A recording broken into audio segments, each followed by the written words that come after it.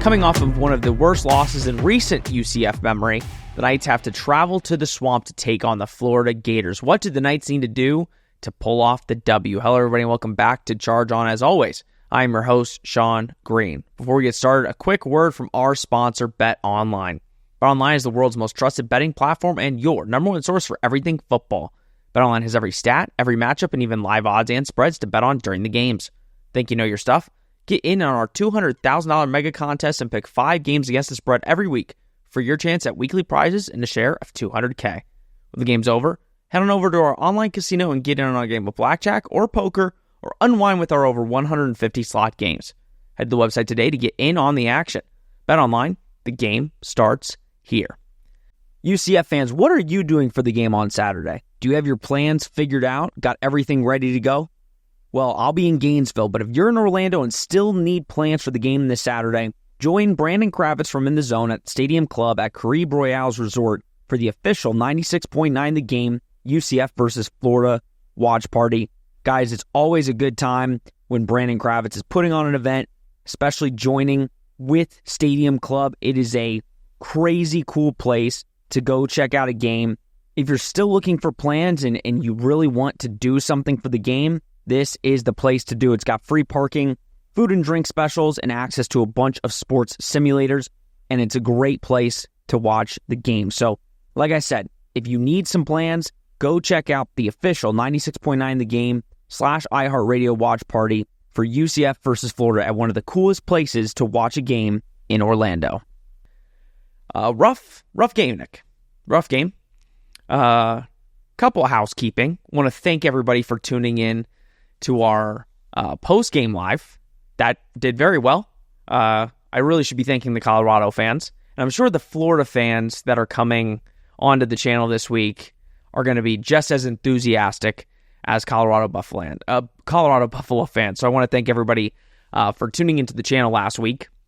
Not the result we wanted. And it was a rough game, Nick. It was a rough game. Talked about the game for an hour, almost an hour and a half after on the post-game live, and came home and did the post-game pod, but kind of wanted to get your final thoughts as we're moving on to the next week, and anything over the last couple of days that maybe popped in your head or thoughts on the game for you. Yeah, I feel worse about it all these days later. I don't know about you, but I sort of feel worse about it. And really, this is just a continuation of UCF under the Gus Malzahn regime. Is every time it feels like there's an opportunity, and I heard you talking about it on the post-game solo show that you did, that you keep hearing this tagline of the future of college football is here. The billboards are everywhere. They've made a T-shirt out of it. And I'm frankly good to just put that one in the dumpster at the moment. We don't need any taglines with this UCF football team. We don't need TNT, toughen together. I don't need any of it. I don't need any more talk about uniforms. I don't need any of that, because time after time when this team over the last few years has had an opportunity, a big opportunity to put themselves back into the national spotlight, they have failed.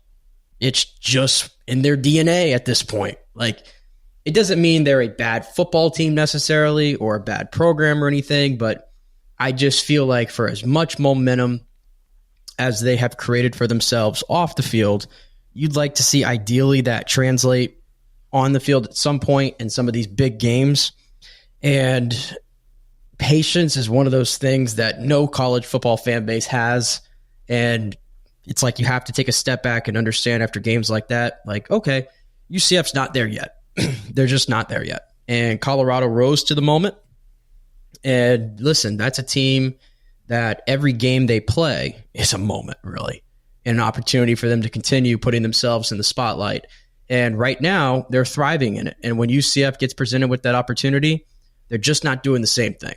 So it's a little discouraging, trying not to super overreact about the state of everything and where this program is, because, you know, you have to turn the page, and now you have to go to Gainesville. And obviously, this is the one we've circled on the calendar ever since the schedule came out. And so you just hope that all the guys are ready to roll for this one. Yeah, and I think everybody on UCF Twitter in the UCF sphere over the last couple days it was a rough loss. I think if UCF loses by a touchdown or a field goal, you're not having the same type of thoughts that I think a lot of UCF fans are having, because it's, okay, that's a close game, respectable, you made it a game. It's the fact that it seems like every year, Nick, and I know this is about Florida, this is Florida week, it's early in the season. I've never seen so many complaints about a 3-1 football team in my life, but that's UCF fandom for many. But it seems like every year there's one really bad loss that makes you really question, like, you shouldn't be losing by 28 points. I don't care who the opponent is. You shouldn't be losing 51-22 to Kansas. I don't care it's on the road. You're playing a backup quarterback. How are you losing like that? You shouldn't lose to ECU 34-13 after some big wins while you're in the American. You shouldn't lose to Navy 14-10 when you have a chance to get home court for the American Championship. So, though I do understand fans' frustration, and I can 100%, I agree on it. I understand there is clearly these things that keep popping up. The talk of the Gus firing talk continues every single year when a loss like this happens, and I think that just needs to get put to bed. Yes, I was glad that you pointed that out in the post show. It's easy to, and listen, I've criticized Gus Malzahn for certain things. I did it on Saturday. I've criticized certain aspects of this coaching staff. I did it on Saturday. But in terms of what Gus Malzahn has done here, if you were to fire him or whatever, now if he wins 3 football games, if you win like 4 or 5 games or something like that, if this thing completely just spiraled, then I think there's more merit to having that discussion. Sure. I don't think that's happening. Like I said, I don't think UCF just all of a sudden is a bad football team. I think they had a bad day, and I don't think they could play any worse than they did that day, and I don't think Colorado could honestly play much better than they did. I think it was just a perfect storm.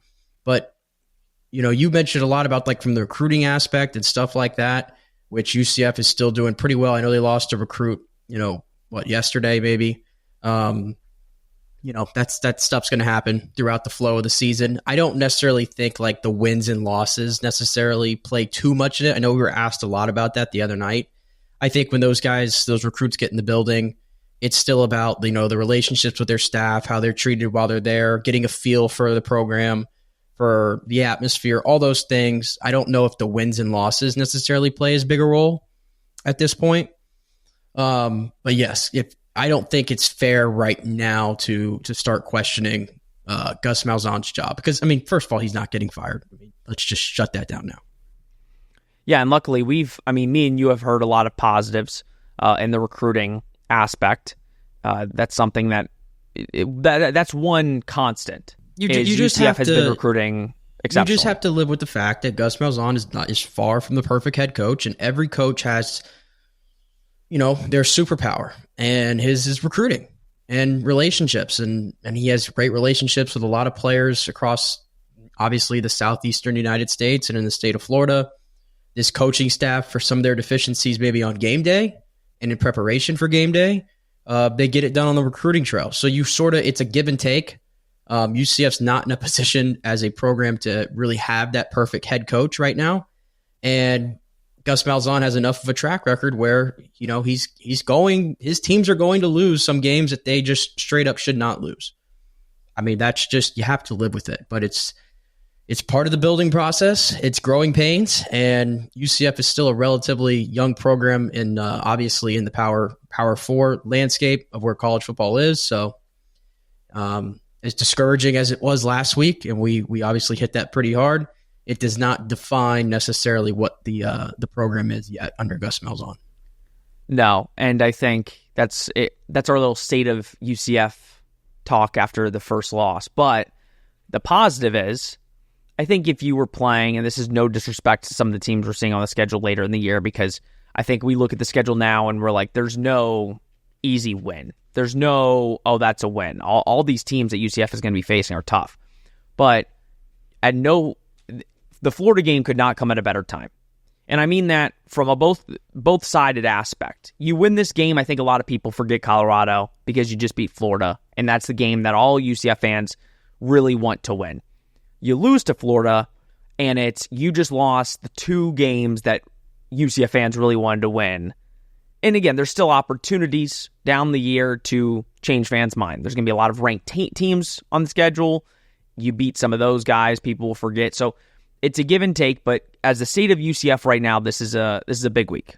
Florida week. We've been talking about this week ever since it was on the schedule, ever since it got announced, with the 2-for-1 got announced. It's a big game. And I think a lot of people maybe a couple weeks ago, Nick, thought, UCF's just going to roll Florida. They're going to go in the swamp. They're going to beat Florida. I've been one of them.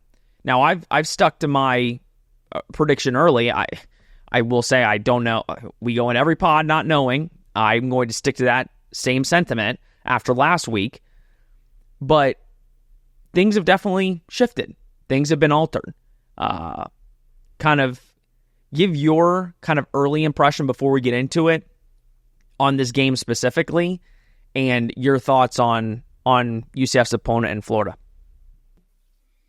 Yeah, I mean, it goes without saying that Florida is one of those teams. Billy Napier is one of those coaches where it feels like at any moment he's coaching for his job, and it seems so very week to week. And, listen, after watching them play against Texas A&M at home, I came on here on this show and I said it looked to me like some of those guys, at least defensively, sort of quit.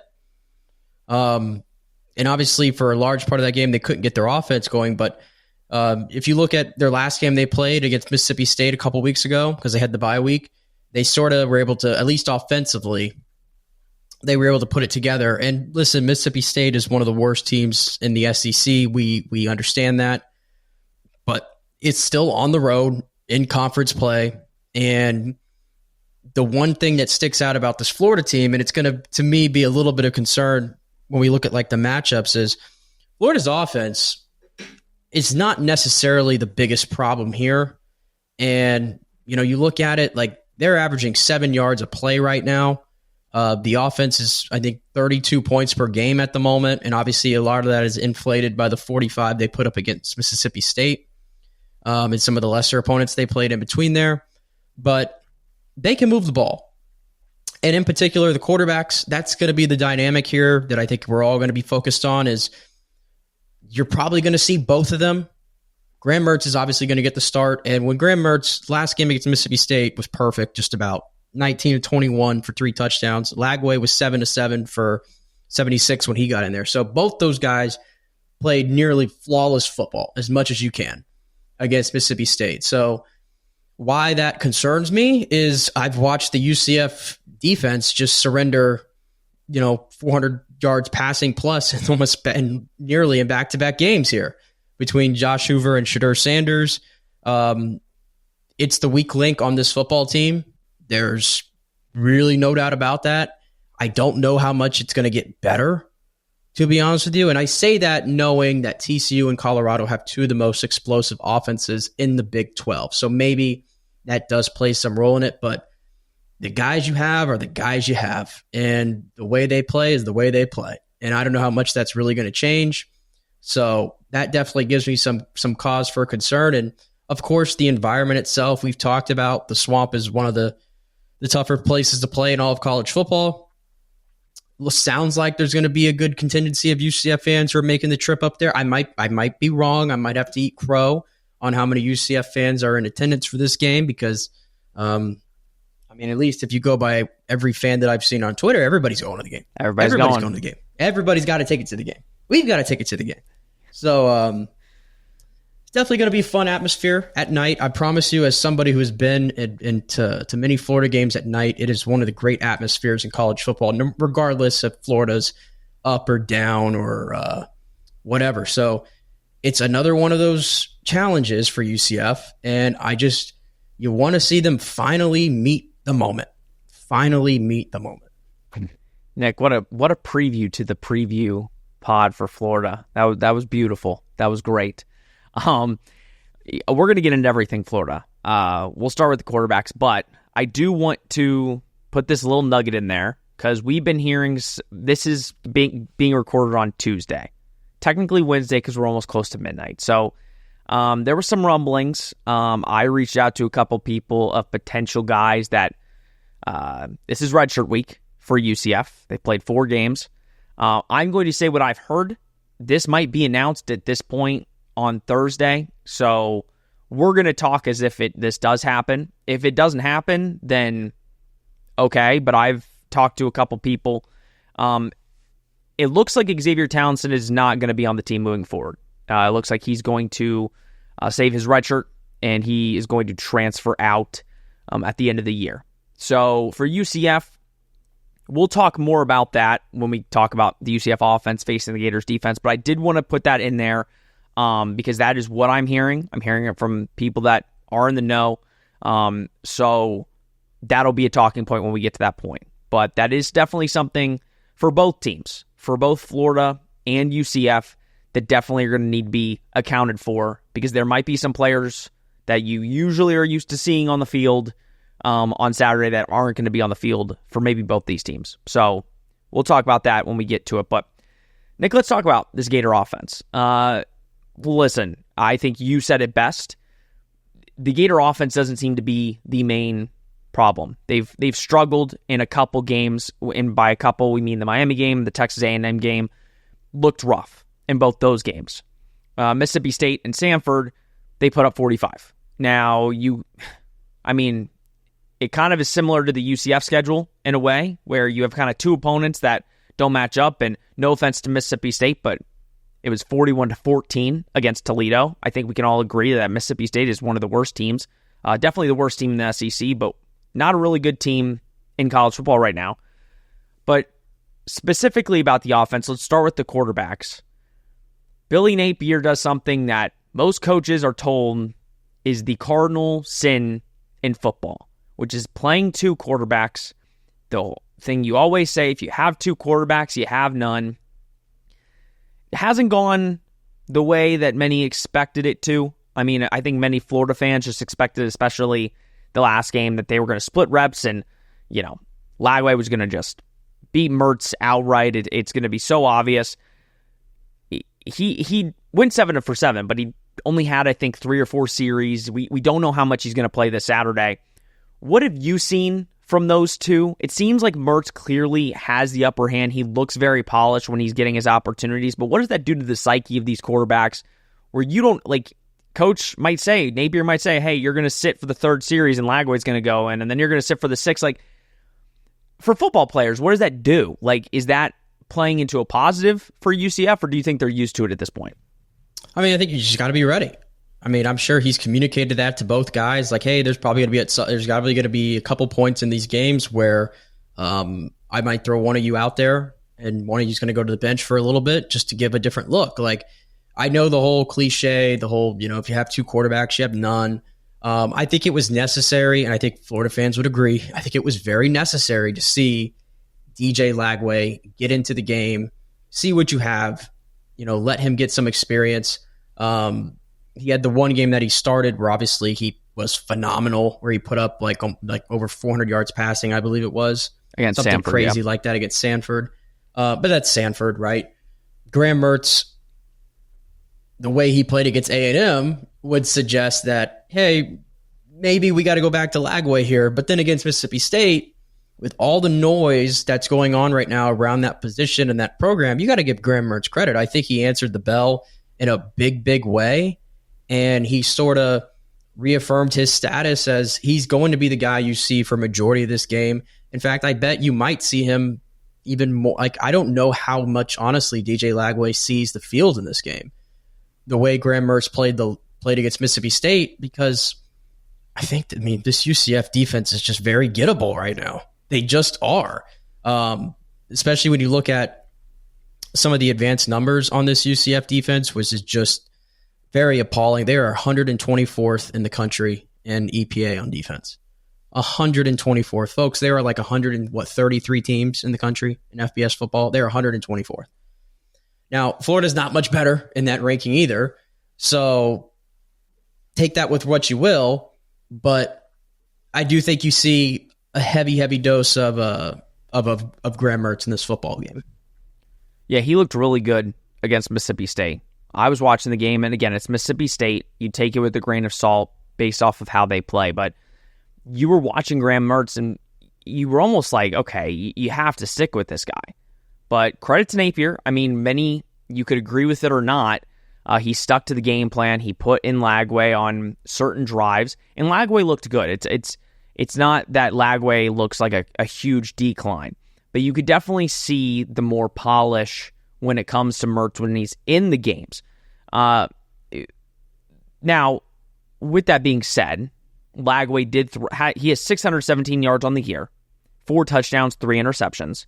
456 of those yards, you mentioned it, came against Samford. 3 of those touchdowns came against Samford. The rest of that, so it was 1 touchdown and 3 interceptions against the other opponents. He played Miami. That's a tough first game you have to go in and play. He didn't look great there. Played better against Mississippi State. Didn't look great against Texas A&M. So, again, it's a true freshman quarterback that you're thrusting him in there. And you mentioned the UCF defense. I'm going to be honest. If I'm Billy Napier and I'm watching the UCF defense, not being able to stop any type of passing offense, Graham Mertz is going to be able to throw on this UCF defense. And hearing Mac McWilliams' press conference this week, where he was asked what adjustments were made, and basically Mac McWilliams said there were no adjustments, it was just go execute. That scares me.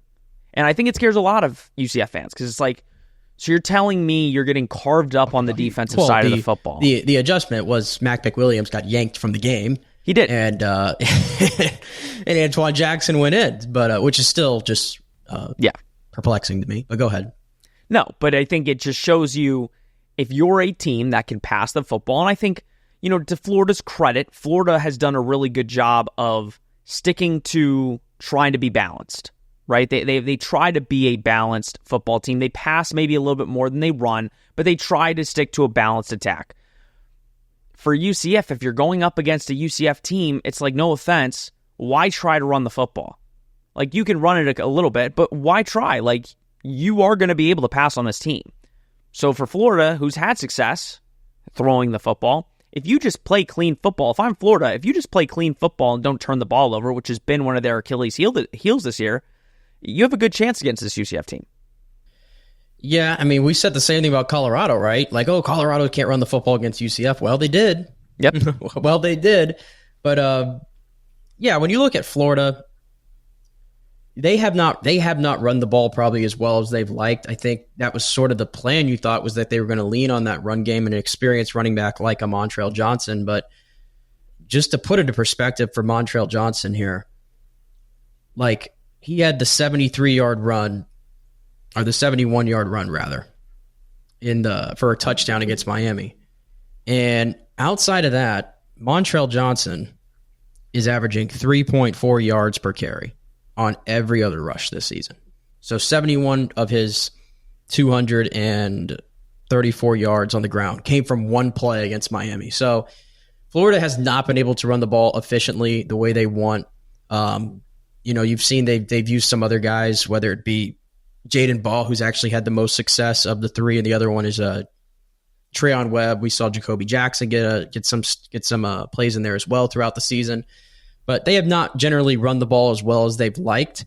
And like you said, I mean, you look at this UCF secondary and the way they're constructed right now, and really the whole defense as a whole, because I think they're all supposed to be all 3, levels of the defense are supposed to be connected, and right now, none of it is. And what confidence do you have in Ted Roof to develop a game plan at this moment that says they're going to be able to stop Florida, who maybe they don't have a number one necessarily, like a defined number one on their offense, but they've really started to spread it around to a few guys, and specifically it's Mississippi State. They got the ball to pretty much everybody on this offense. So they've done a good job being balanced in that standpoint. So yeah, I think the book is out on UCF. The way to beat them is to just keep throwing all day and dare them to stop it, number one, and dare their pass rush to do anything.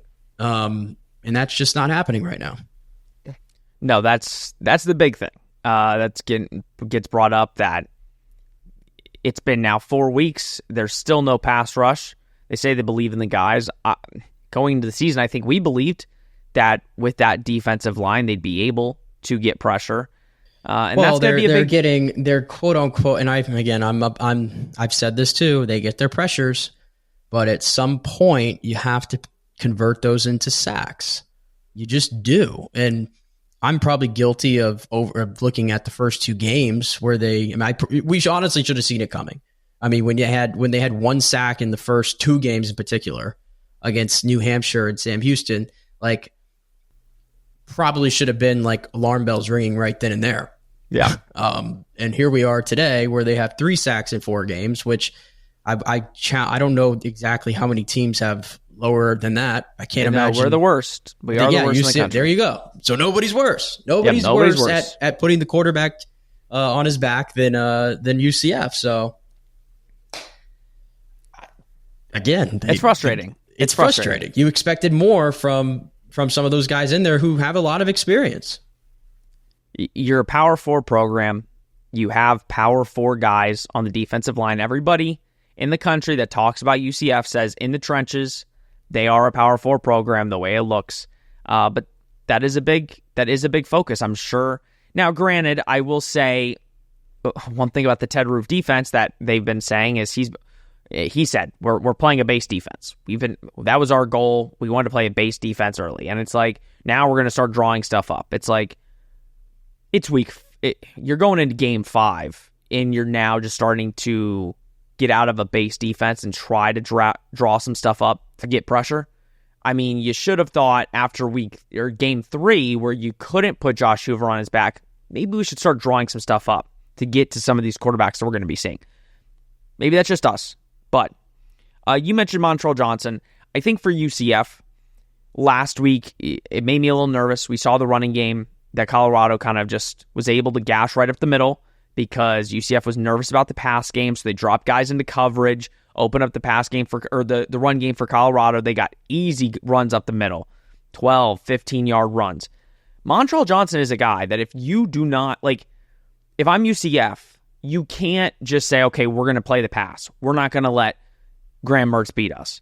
Because number one, when Lagway comes in, you have to take account to the run game with Lagway. Montrell Johnson can beat you. He is a hell of a running back that can do damage against you. So if I'm Ted Roof, if I'm the defensive coordinator, yeah, you can't let them just pass like you let the last 2 quarterbacks pass on you. But at the same time, you can't just play solely against the pass and let a guy like Montrell Johnson do his thing. Because like you said, he's kind of struggled the last couple weeks, hasn't been as efficient or effective as many Florida fans would have expected him to be. But at the same time, he's a guy that definitely can beat UCF if he wants to. I know the talent with Montrell Johnson is there. He has shown it before, and especially last year when he was in a committee with Trevor Etienne as well. He performed relatively well, but this year it just really hasn't gone well for him. And it makes me wonder, they seem to have found something in that game against Mississippi State when they were using more of a rotation, and you saw, I know it was a small sample size, but the true freshman Jaden Ball, really 4 carries. 4 carries for 53 yards. I mean, you can't ask for better than that. And Trayon Webb, 8 for 41 as well. So both were a bit more efficient than Montrell Johnson. So now that they have had a bye week and they're sort of at that point in the season where they reset and it's okay, we're 2-2. We start to figure out now what we're good at, what we're not great at, who's performing, who's not performing. I wonder if you see more of Jaden Ball in this football game. Because he, to me, looks to be right now the best back going. And again, I'm not sure how Billy sort of operates that, if they roll with the hot hand or whatnot, but he's definitely one of those guys I'm looking at to see if he gets in there a little bit more on Saturday. Yeah, I think they only gave him 1 carry in the Miami game. They gave him 1 carry in the A&M game, and he really has all of his carries and rush. He only got 4 carries each in the Samford and Mississippi State game, and he's made the most of it. So I'd agree. I think, again, to beat UCF, you can throw it, but I think to limit UCF's possession, if you can run all over UCF, then if I'm the head coach of an opposing team, that's what I'm going to do. Quickly, let's talk about the wide receivers. Eugene Wilson out for the year. Big loss for them. He was their clear-cut number 1, along with Elijah Badger, who's the transfer from Arizona State. He's had a really good year. I think if you go and you look at any single wide receiver for them, Elijah Badger has been that guy. The other guy has been DK, transfer from Wisconsin. He's really performed well. One guy, though, Nick, that we kind of know because, I'm from Orlando. UCF was this was a big-time recruit from the area, Aiden Mizell. He doesn't have a lot of receiving yards on the year. He should have. He got a lot of the stuff called back in the last game against Mississippi State. I think he's going to be a problem this week. I think they're going to get him more involved now with Wilson out. They're going to definitely get him more in the rotation and make more plays. What have you seen from this wide receiving core? Like you said, they kind of are working a lot more into the rotation, especially against Mississippi State. So how lethal is this Florida receiving core?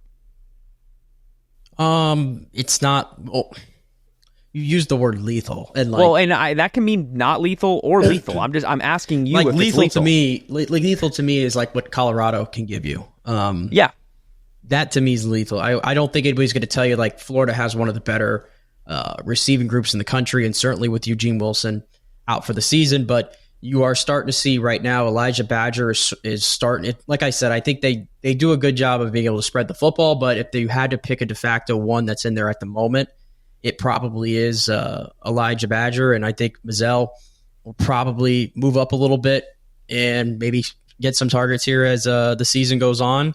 Arliss Boardingham, the tight end, who I'm pretty high on as well. I think they probably would want to get him the football more going forward too. UCF didn't really get tested by any tight end against in the Colorado game because Colorado doesn't really use the tight end, to be honest. Oh, well, what's funny, Nick, because we got told that the big change that Colorado made was they started going to 11 personnel. And that was the thing that just threw UCF off was they went to 11 personnel, which is one of the base offenses that you can do in any type of football. Right. We can't figure that out. So you'll be seeing that this weekend. So I hope they're ready for 11 personnel. It's very exotic, Sean. It's very exotic. But anyway, he's a tight end that I'm very high on, and I'm sure they'll try to get him the ball too as well. But they surely present some challenges. And if they can get the deep ball going, that could hurt UCF. And as we saw in this past game, if you want to throw the deep ball against UCF, I mean, I don't know who's going to get their head around and who's going to, try to make a play on the football. I just don't know. So I don't have much confidence, Sean. I just don't have much confidence at the moment. Even if Florida doesn't have one of the stronger receiver groups in the country, I just don't have much confidence at this very moment that they're going to stop many teams. I just don't. So I don't either. But here's what I will say. Here's the one positive for UCF fans on the UCF defense. And if you go back to the Colorado game and you really think about it, UCF did get, and I know this is it's not great. It's basically the bare minimum. But in the entire game, UCF did get about 3 or 4 stops. Right? They got 3 or 4 stops where they held Colorado to no points or, turned them over. And you go back and you think UCF didn't really do anything when they got the ball on offense after that. I think for this defense, we're setting the bar so low, but if you can just get a couple punts, stop them a couple times, the offense is going to need to contribute on those opportunities.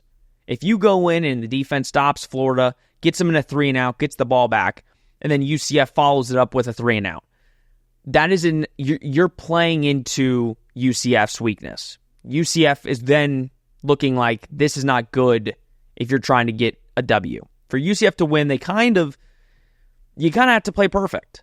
When you're on offense, you kind of have to play a flawless game because you see what it does. UCF didn't play a flawless game. They played basically the worst game you possibly could have, and you still felt like, Nick, if they were just serviceable on offense, they could make it somewhat of a game. So for this, you're going into a hostile environment. The other team saw you last week. They saw how bad you were on national TV. Hell, some of the Florida players went to the game. They were scouting in the stands. Scouting in the stands. They saw how bad you looked. If I'm Florida and I'm playing UCF this week, I just had a win against Mississippi State. Doesn't matter who you beat. You're feeling high. And we talked about this in the postgame live show. They're coming off a big win. They have a bye week, and they're watching their opponent that they're playing the next week get absolutely demolished. Florida's coming in confident. So if you're the UCF offense, we're going to get into the Florida defense now. You're playing a defense that really does not play well into what your strength is, which is running the football. So as we transition now into the Florida defense, let's just call it like it is.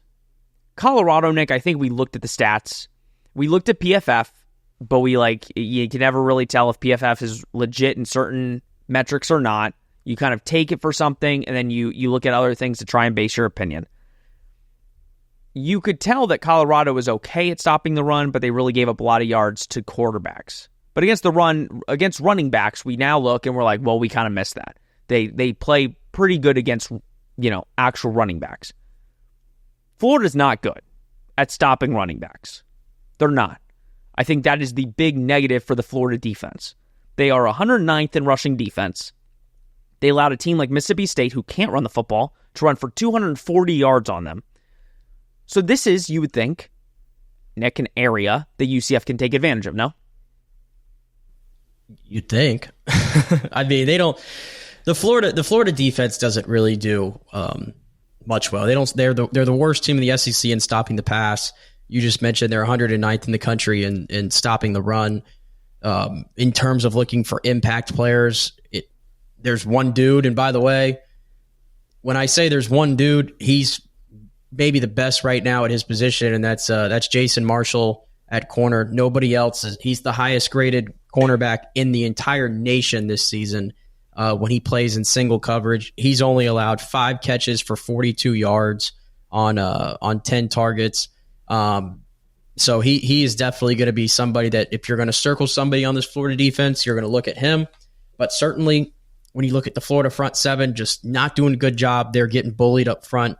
I think that's very clear. And that makes it even more impressive for Jason Marshall, by the way. They're not getting much pass rush. They're not stopping the run. And he's still going out there and balling out every single week. So shout out to him. Hell of a player. But certainly if UCF has to get into a mode, and I know Florida, like I just said, they're the worst team in the SEC in stopping the pass. But I have my question marks about this quarterback's ability, KJ Jefferson I'm speaking of right now, to sort of win you a game with his arm. I have those question marks. And until proven otherwise, I'm going to continue to keep saying it. I know he made some good throws in TCU when he needed to and all that stuff, but I think largely the sample size on him is that UCF is that they have to run the ball in order to win football games. That's just what it has to be. And when that game plan goes a little sideways, as it did in Colorado, they just have no shot. And it's not just KJ. I think, the offensive line clearly needed to be better in front of him against Colorado. The skill position group outside of Kobe Hudson, and I throw Randy Pittman in there, but we know obviously Randy gets used a lot as that sort of 6 extra lineman, and I get it because, listen, he's helping out in the run game and he's a really good run blocker. But I think he's your second best pass catcher. But outside of those two guys, I look around and I'm like, meh. It's just really meh. So I think UCF, I'm going to sound like a broken record all year saying this. They have to run the ball effectively. I know they can do it. I'm not going to say like the Colorado game just was some moment where it's like, oh, see, they stopped him and now every team's going to do the same thing. I don't think that's going to happen. I don't think Florida clearly has not done a great job of doing that all year to much lesser running backs that are not named RJ Harvey. And if RJ Harvey has a so-so game like he did last week, I just don't see that happening again. So, and with no Miles Montgomery and everything like that, I know there's people calling to say, oh, let's see more Penny Boone. Let's see more Johnny Richardson. No, let's just continue to see more RJ Harvey at this point. Let's just continue to feed that dude. It was just, I know it was killing you up in the press box the other day to see how much rotation was going on in this offense in general, play after play after play. I wish they would put the tempo up a little bit more on this offense. I think that would help. But yeah, RJ Harvey, as always, is going to be the impact player we're looking at in this one. So there's a lot there that I want to get to. KJ Jefferson, I think, to be fair, and I think this is more, I guess this is a Gus problem, and I have a couple Gus problems that, again, I love Gus, but these are things that need to be addressed and fixed. And you've mentioned it, how the pass game, it seems like it's very vanilla. and it's almost like they don't trust him to, make or have certain plays in there. Because even with John Rice, and I said this to you on Saturday, I felt like with John Rice, they trusted him with some of these more unique passing plays where they got guys into space. It maybe took a little bit longer to, figure out or formulate, but they trusted him. With KJ, I think they got so used to just the one-on-ones against TCU that for Colorado, they were like, their only pass option on 3rd and 14 is a one-on-one ball to Kobe. And KJ has proven, he has shown that he can make some passes. I mean, he drove him down the field in less than a minute, 3 quick slant passes. Obviously, the one was to Trent Whittemore, who broke a big tackle, went for like 54 yards or something. But KJ's proven he can make certain throws. But we've seen in the past, Gus Malzahn knows how to dial up some plays in the passing game. I think they're relying so heavily on the run. And again, their identity is running the football. But if you're a team like Florida, who has struggled against the run, you just put on the Colorado tape and say, okay, we're going to load the box. We're going to do exactly what Colorado did, and we're going to force KJ to throw it. And at some point, if you're Gus Malzahn and staff, you have to be like, okay, it's come. The teams are now just going to force us to beat them by throwing the football. And who knows? Maybe they still load the box and we just go crazy and RJ runs for 250 yards. Who knows? It's possible. But you do have to take into account teams are going to just watch the Colorado game and see what they did, and did it very effectively, to where UCF clearly does not look like they have any confidence with KJ throwing the ball on 3rd and 14 by dialing up just one-on-one plays to the outside. Yeah, my big issue with KJ Jefferson, and like I said, he's not the main culprit of some of UCF's struggles, in some of these games. But he's a part of it. And when I watch him, it just feels like he's reading everything and making his decisions just way too slow. Like everything just feels very slow. And I can't really make much sense of it for a quarterback who is so experienced. I don't know if he's still obviously, we've seen a couple of miscommunications too. Certainly we saw that near the goal line last week where, they ran RJ behind him and it looked like it was definitely going to be like a pitch play. And for whatever reason, he didn't pitch it. And he just kind of then just stood there for a second and then tried to run up the middle and got stuffed. Like we've seen some of these miscommunications with him. The interception he threw to Travis Hunter, like we said, just never throw that football. Ever throw that football. I get it, but that was a hell of a play. It was a hell of a play. And if you go back and look at that play, Travis Hunter literally is responsible for 3 people on that play. Okay. Still, as a general rule of thumb, I'm just not going to throw it near the guy, especially to my 3rd string tight end. Well, and I do think an elite quarterback would keep his eyes on the tight end to try and get the corner to come off of Xavier Townsend, and he had X wide open. But again, He got focused on the tight end and wanted to get the ball out before getting a sack, and that happens. But I get your point. Point. My general point is I just feel like he plays a little too slow. Like everything just feels slow. I don't think the ball... There was one drive in that Colorado game. It's where they scored in 3 or 4 plays or whatever, where they threw on every play. It's like, it was quick. They were running some of these slants and they were able to exploit Colorado's defense in the middle.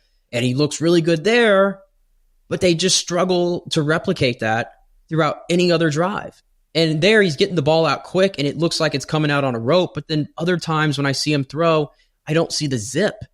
I just do not see the zip. And then when it comes to athleticism, you heard it all the time about how Colorado's like, oh, we got to defend KJ Jefferson when he runs the football. And I'm like, yeah, he had some success later in that game, but they weren't on those designed runs that UCF was trying to queue up for him. And I know Florida's probably looking at the same thing. And listen, the one thing that it's worth pointing out for KJ Jefferson is he has experience playing Florida last year, by the way, in this stadium. And at the time last year when that game happened, Arkansas was on a 6-game losing streak. And it was looking pretty bad for Sam Pittman and company. And KJ Jefferson led them on a comeback win, a thriller, 39-36, and he played pretty well. So obviously he's got some familiarity with this opponent. That also means that Billy Napier and the coaching staff and these players have some familiarity with him as well. And in that game, he rushed it pretty well. I think he had like 90 yards on the ground in that game. So perhaps that's something he can exploit, but I'm just saying in a UCF uniform, I have not seen sort of that explosiveness that I thought I was going to get from him in the running game. So he's one of many question marks I still have on this team. And that's fair. That is fair. And I think UCF tried to beat a dead horse with some of the design quarterback runs, to be fair. And it just wasn't there. It was not there. No, and Colorado was ready for it. And Gus and staff just kept wanting to run plays like that. And that's why he had 20 carries. I think what makes KJ good in the run game is when a play does break down, he has the ability to run the football. Yeah, that's where he had the success. Yeah. He's not the type of quarterback that you could just design it. Unless, he's again, not JRP. He's not JRP. Exactly. So as soon as they learn that, I think the sooner the better. And you brought it up and you said the one drive where there's 3 quick passes and they got in really quick. What's the one thing that they didn't do, Nick? The one thing they didn't do, and this is another one of my problems that we're getting to all the problems, is making a million subs every single drive. Making a million substitutions and subbing guys out and subbing guys in. Every play. It's every play. I don't get it. Like, I know this UCF offense is different than some of the other ones we've seen before. Like, I understand, but like the lack of tempo, man. Like I told you, they were sort of going into that game. I told you, like Colorado actually moves the ball like in a top 20 pace in the country, and UCF is just, average. And then I was like, okay, I'm going to pay attention to that in this football game. And then I see why they don't move with any tempo, because it's like every play, it's a new group out there. And it just changes. I thought it just changes way too much. I really do. And when they got into tempo on that drive, look what happened. It works. And that's where I think you need to look at the tape and you need to see when UCF uses tempo, they are really hard to beat, because that is not giving the defense. It's leaving the defense out there because they can't make subs. It's giving the offense an opportunity to either run or pass where you don't know what they're going to do. And I think Gus is getting so used to, okay, we need to put the emphasis on running the football. We need to get the right personnel in there to run the football down these guys' throats. And I think at some point, which hopefully is not going to continue, you have to understand what makes UCF unique and special is the element as a opposing defensive. We don't know what's going to happen. Right. But now teams kind of expect it. They're like, they're going to give the ball to RJ Harvey, and we just need to stop him to stop this offense. And if you want to get your passing game going a little bit more, you could say this about it. You can say this about a lot of games, to be honest. A lot of quarterbacks, it's like try to scheme up some easy completions for them early. But I say that particularly with KJ Jefferson, because if there's one thing I've learned, he is a slow starter. He does not seem to ever be in a rhythm to start a football game.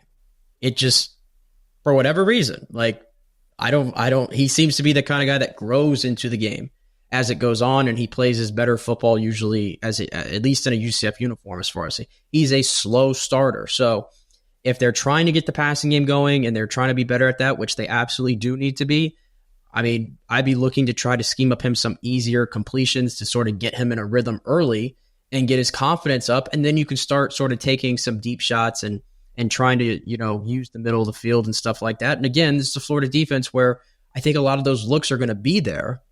It's just going to be whether or not he can hit them. And if anybody on this receiving core, not named Kobe Hudson, can get open for him.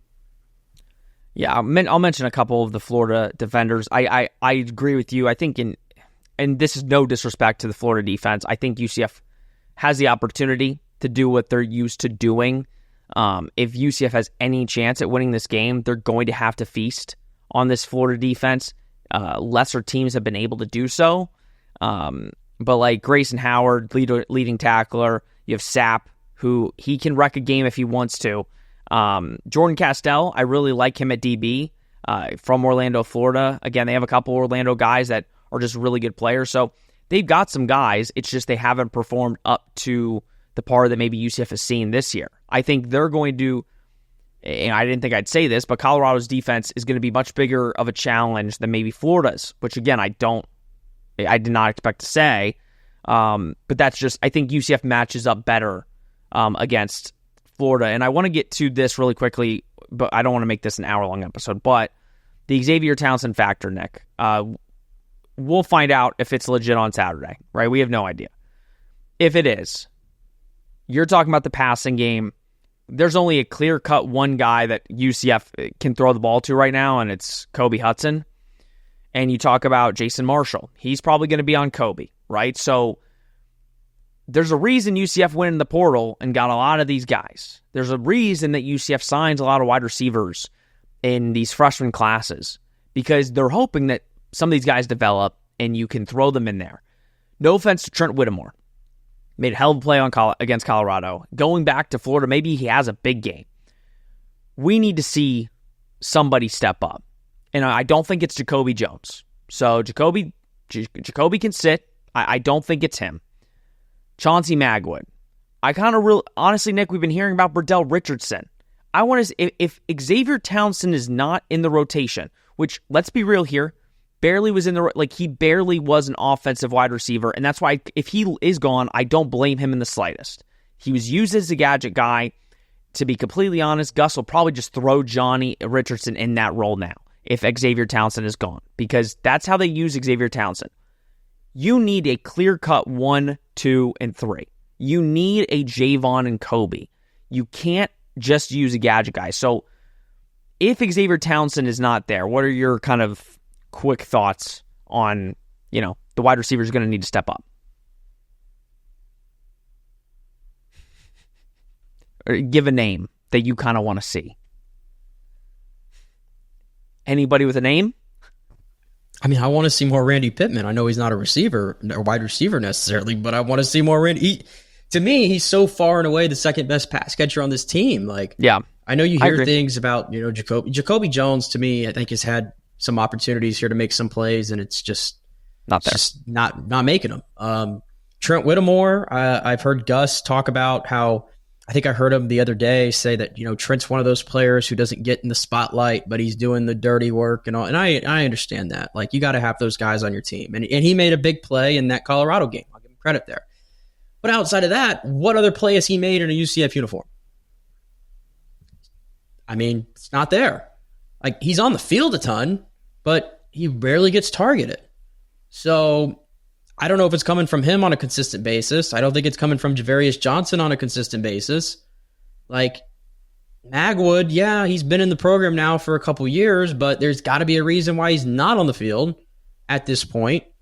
I just don't think it's a talented group outside of Kobe Hudson. If you took Kobe Hudson out of that receiver room, I mean, it's got to be one of the handful worst in the entire Power Four. But we don't know that.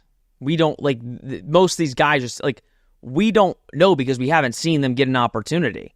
For years, it was Javon, Kobe, and X. Yeah, and we could assume that. That made it very easy, but, but it just, to me, it's they've had games now where it's and I understand, I just went on a whole diatribe about the quarterback play isn't exactly helping at the moment, and some of the play calling has been pretty vanilla, but I just don't see any wow with any of these guys. I see wow with Kobe Hudson. Like I said, I see wow with Randy Pittman at times, but I know that he's probably going to be lined up in the dirt, helping out with the run game for the most part. So it is what it is, Sean. Yeah. I just don't think they have a lot of skill there that you can count on. No, we need to see it on the field. I mean, again, I've heard great things about Burdell Richardson. I get he's a true freshman. But throw him in there. There's a lot of. We were just talking about Jaden Ball, for crying out loud, who's a true freshman, and he's getting some runs. So there's true freshmen all over college football. Isn't that the thing that we're seeing this year? True freshmen are dominating. Get the true freshmen in there. Let's see what they can do. What else could it hurt? What else could it hurt? Yeah. All right, let's give some predictions. I'm gonna let you go first, again, because I'm nice and I just want to hear your opinion. On BetOnline, the spread is UCF favored 2.5. That got flipped. Originally opened with Florida, favored by 2.5. Now UCF is favored on the road, heading to the Swamp, and favored by 2.5. So, kind of give your thoughts on this one. I'm torn, dude. I'm so torn. If it wasn't as bad as it was last week, I think this would be an easy. Yeah, answer. I said that. I've said all along I thought UCF would would probably split these games between Colorado and Florida. I had them beating Florida at the beginning of the year.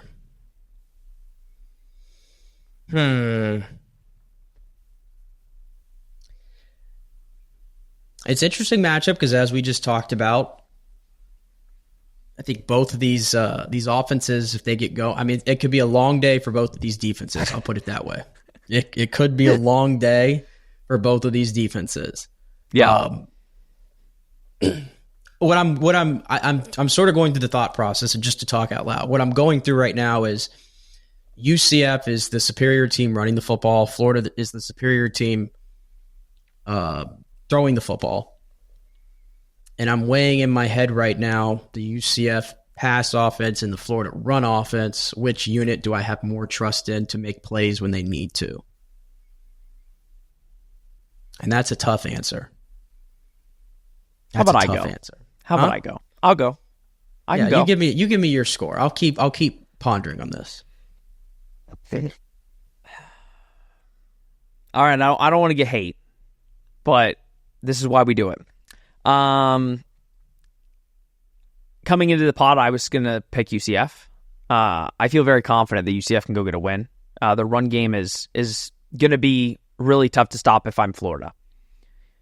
But we've seen so many issues, not just in the Colorado game, but in the TCU game, and even in the first two games. You saw there were cracks. Some people that were on shows with me didn't believe the cracks. They were telling me that I'm just being negative. But the cracks were there, and I will give my pat on the back for that. Listen, I feel very confident that UCF is going to win this game, but with the cracks being so large as they are, I'm going to take Florida winning 31-28. I think didn't think I would pick that, but I think, and like I said, I feel very confident UCF, it can be flipped. UCF can run all over Florida. I would not be shocked in the slightest if UCF wins this game. But I think there's so many question marks right now, and some of the comments were scaring me post-game about not really changing up the defense, the way the defense is playing, the inconsistency of the offense. I think that's a big question mark. So right now I'm going to pick Florida. They're coming off the bye week, just like you felt confident about UCF coming off the bye week against Colorado, thinking they'll be more prepared and ready. Billy Napier's fighting for his job. He knows this is a big game. He's already lost one in conference or in-state opponent game this year. I don't want to pick against UCF, but they need to prove to me, and they need to prove to my eyes, that they are the team that we kind of think they can be. So after a loss to Colorado, I'll go with Florida right now. I'm gonna go 31-30. I'm gonna ride that spread completely because I genuinely could like toss a coin into the air for this one. Who are you picking? I'm gonna say UCF 31-30. Screw it. Okay, good. I'll go 31-30. UCF to win this football game. I do think it's gonna be pretty close. Yeah. I don't know if I feel great about it, but I don't feel great about it either. I have no idea what's going to happen. I don't know if I feel great about it. I'm just because it's like I know like we watched that UCF defense right in front of our eyes, and we just talked about it. But we talked a lot about that Florida defense and the fact that they rank in the bottom 25% in just about every defensive metric that there is. Like Billy Napier said that he feels like it's they could be turning a ship here. He thought they played generally well against Mississippi State outside of a few stretches. I did see a quote from Jason Marshall saying that when they struggled against Mississippi State, it was when they were playing some tempo that the Bulldogs were showing them. So I'm gonna hope that UCF tries to take advantage of that, and I'll give them the point victory. I want to be very clear. This is not me hoping UCF loses the game. I'm just saying they don't give me a lot of confidence heading into this week after the week we just had. But again, that's going to be up to them to prove it to UCF fans. There's going to be a lot of UCF fans in attendance. I don't think Florida fans are quite prepared for it. I think they still think they're naive in thinking. And listen, Florida fans, I've been very complimentary of you. Me and Nick have been very complimentary of Florida in this episode. which I don't think any of you expected. But I don't think you're quite comprehending how many UCF fans are going to this game. I said that months ago. I'll say it again today. It's going to be packed with UCF fans. That's just a fact.